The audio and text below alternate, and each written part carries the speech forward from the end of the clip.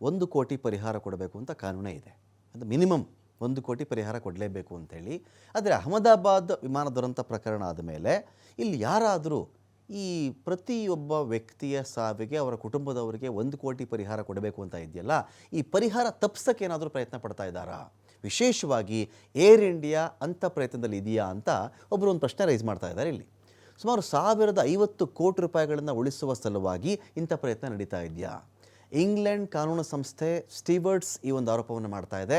ಮೃತರ ಕುಟುಂಬಗಳ ಆರ್ಥಿಕ ಮಾಹಿತಿಯನ್ನು ಏರ್ ಇಂಡಿಯಾ ಕೇಳ್ತಾ ಇದೆ. ಇಲ್ಲಿ ಮೃತರು ಯಾರು ಮೃತಪಟ್ಟಿದ್ದಾರಲ್ಲ, ಏನು ನಿಮ್ಮದು ಎಕನಾಮಿಕ್ ಸ್ಟೇಟಸ್ ಏನು, ನಿಮ್ಮ ಕಂಡೀಷನ್ಸ್ ಏನೇನು ಅಂತ ಏರ್ ಇಂಡಿಯಾ ಕೇಳ್ತಾ ಇದ್ದಂತೆ. ಈ ಥರ ಕೇಳಬಹುದು ಅಂತ ನಮಗೆ ಗೊತ್ತಿಲ್ಲ. 40ಕ್ಕಿಂತ ಹೆಚ್ಚಿನ ಮೃತರ ಕುಟುಂಬಗಳ ಪರವಾಗಿ ಸ್ಟೀವರ್ಟ್ಸ್ ಇಲ್ಲಿ ಹೋರಾಟವನ್ನು ಮಾಡ್ತಾ ಇದ್ದಾರೆ.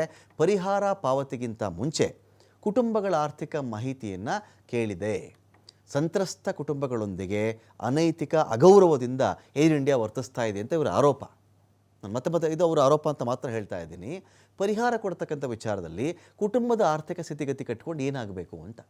ಅವ್ರಿಗೆ ಅವನು 50 ಕೋಟಿ ಸಂಪಾದನೆ ಮಾಡಿದ್ನೋ, 50,000 ಸಂಪಾದನೆ ಮಾಡಿಟ್ಟಿದ್ನೋ, 5 ಲಕ್ಷ ಮಾಡಿದ್ನೋ ಬೇರೆ ವಿಚಾರ. ಈ ಮಾಹಿತಿ ಕಟ್ಕೊಂಡು ಇವ್ರಿಗೆ ಏನಾಗಬೇಕು? ಸಂತ್ರಸ್ತ ಕುಟುಂಬಗಳೊಂದಿಗೆ ತುಂಬ ಅಗೌರವದಿಂದ ಅನೈತಿಕತೆಯಿಂದ ವರ್ತಿಸ್ತಾ ಇದೆ ಇದು. ಸ್ಟೀವರ್ಟ್ ಸಂಸ್ಥೆಯ ವಕೀಲ ಪೀಟರ್ ನಿನಾನ್ ಈ ಒಂದು ಆರೋಪವನ್ನು ಮಾಡಿದ್ದಾರೆ.